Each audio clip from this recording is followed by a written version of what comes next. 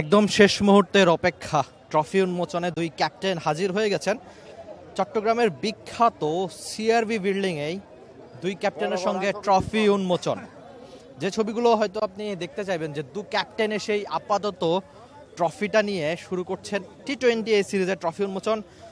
টি-20 R head to হেডে 19 ম্যাচে Bangladesh 8টা match জিতেছে, উইন্ডিজ 9টা, আর নো রেজাল্ট বাকি 2 ম্যাচ। তো সব মিলিয়ে ঘরের মাঠে আপনি আশা করবেন দারুণ ক্রিকেটটা বাংলাদেশ দল খেলবে। বাংলাদেশ দলের সাম্প্রতিক সিরিজ যদি আমরা দেখি শ্রীলঙ্কার সঙ্গে, পাকিস্তানের সঙ্গে, নেদারল্যান্ডসের সঙ্গে, আফগানিস্তানের সঙ্গে, সব মিলিয়ে যেভাবে দারুণ টি-20 ক্রিকেটটা বাংলাদেশ দল খেলেছে, নিশ্চয়ই এবারও একই রকম কিছু একটা থাকবে বাংলাদেশ দলের জন্য। আর লিটন দাস এই ট্রফিটা নিশ্চয়ই বাংলাদেশ দলের ড্রেসিং রুমে রেখে দিতে চাইবেন উইন্ডিজের সঙ্গে।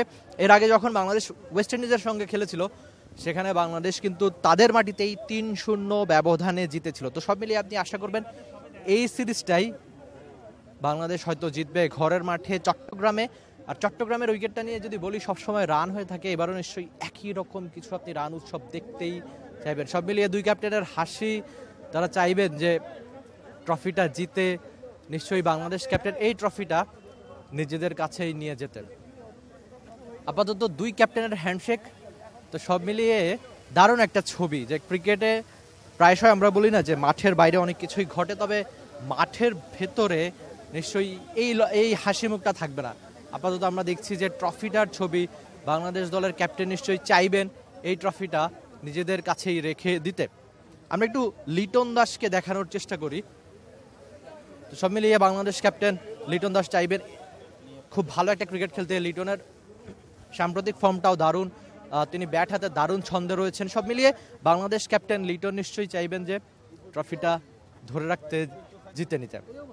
বাংলাদেশ রেলওয়ের একটা দারুণ স্থাপনা আমরা দেখতে পাচ্ছি, সেখানে নিরাপত্তা কর্মী থেকে শুরু করে সবাই বেশ সিরিয়াস। তো সব মিলিয়ে যে একটা ব্যাপার রয়েছে যে ট্রফি উন্মোচনের ছবিটা, এবার একটা অবশ্য দারুণ স্থাপনার সামনে এসেছে, সেখানে ট্রফি উন্মোচন হবে। বা যে ছবিগুলো আপনারা এখন টি স্পোর্টসের স্ক্রিনে দেখতে পাচ্ছেন একদম সরাসরি, নিশ্চয়ই এই ছবিগুলো আপনাদের অনেক দিন মনে রাখবে। যে ট্রফি উন্মোচনের এই ছবিটা আমরা আপনাদের দেখানোর চেষ্টা করছি ধীরে ধীরে।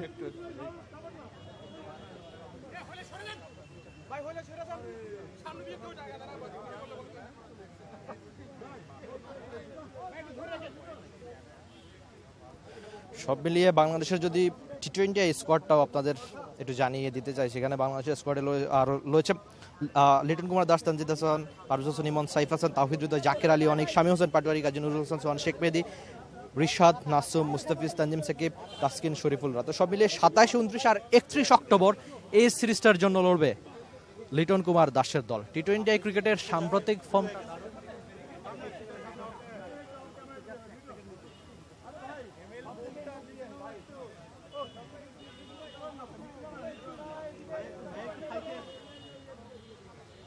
তো সব মিলিয়ে বাংলাদেশ যে দারুণ ক্রিকেটটা সম্প্রতি খেলছে, সেখানে আপনি আশা করতেই পারেন যে এই সিরিজটাও লিটন কুমার দাস হয়তো নিজেদের কাছেই রেখে দিবেন।